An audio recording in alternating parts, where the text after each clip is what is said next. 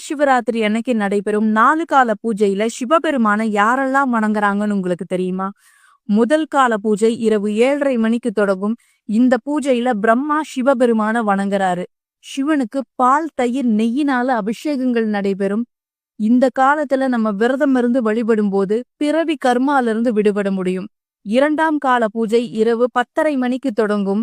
இந்த பூஜையில விஷ்ணு பகவான் சிவபெருமான வணங்குறாரு. சிவபெருமானுக்கு பஞ்சாமிர்தத்தால் அபிஷேகமும் சந்தன காப்பும் சாற்றப்படும். இந்த காலத்துல நம்ம விரதம் இருந்து வழிபடும் போது தனதானிய சம்பத்துக்கள் சேரும்.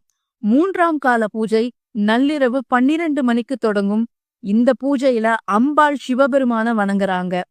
சிவபெருமானுக்கு தேன் அபிஷேகம் செய்து பச்சை கற்பூரம் வில்வத்தால அலங்காரங்கள் நடைபெறும். இந்த காலத்தை நம்ம லிங்கோத்பவ காலம்னு சொல்றோம். இந்த காலத்துல விரதம் இருந்து வழிபடும் போது தீய சக்திகள் நம்மை அண்டாம இருக்க சக்தியோட அருள் கிடைக்கும். 4ஆம் கால பூஜை அதிகாலை 4:30 மணிக்கு தொடங்கும்.